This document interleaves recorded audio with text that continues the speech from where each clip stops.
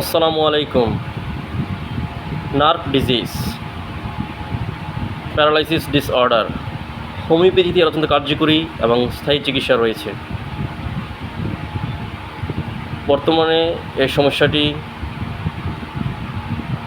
প্রায়ই দেখা যাচ্ছে। নার্ভ ডিজিজগুলো দেখা যায়, রোগীদের যে লক্ষণগুলো দেখা যায়, হঠাৎ করে পায়ে ব্যথা, পায়ের নার্ভগুলোতে টান টান ভাব, হঠাৎ করে তীব্র ব্যথা, ঝিনঝিনি করে, হাঁটতে গেলে কষ্ট, চলতে গেলে কষ্ট এবং শোয়ার পরেও অনেক কষ্ট, পা লম্বা করতে পারে না এবং হাতেও থাকতে পারে, যে কোনো হাতে একেবারে সেম অবস্থা, হাতেও ব্যথা, হাত নাড়াতে চড়াতে কষ্ট হয়, ঝিনঝিনি করে, অনেকের ক্ষেত্রে হাতের আঙ্গুলও দেখা যায়। অজ্ঞাত রোগ হঠাৎ করে আক্রমণ করে। এই লক্ষণগুলো দেখা দিল নার্ভ ডিজিজ রোগের লক্ষণ। হোমিওপ্যাথিতে এর অত্যন্ত কার্যকরী এবং স্থায়ী চিকিৎসা রয়েছে। কিছু কার্যকরী মেডিসিন, ল্যাকেসিস মেডিসিনটি নার্ভ ডিজিজের ক্ষেত্রে অত্যন্ত কার্যকরী একটি মেডিসিন।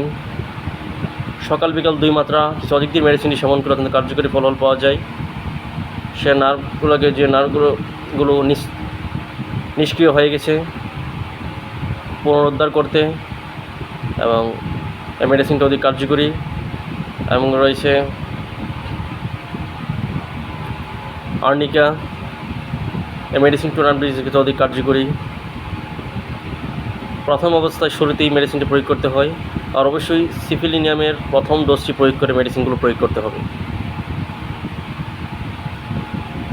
এবং যদি পায়ের আঙ্গুল থেকে তীব্র ব্যথা উপরের দিকে উঠতে থাকে এবং ঝিনঝিনি করে, হঠাৎ করে রোগটি আসে, তাহলে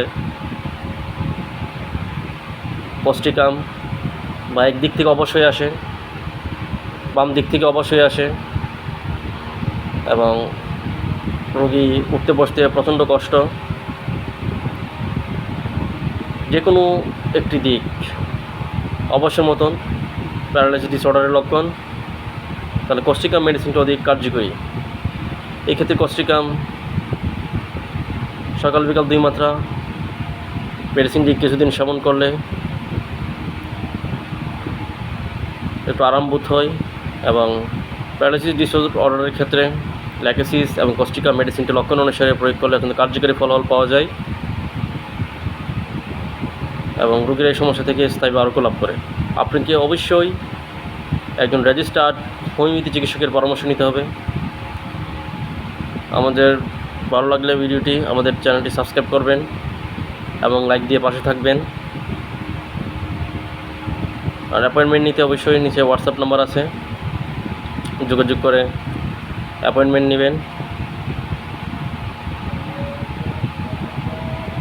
সকলে ভালো থাকুন, সুস্থ থাকুন। আল্লাহ হাফেজ।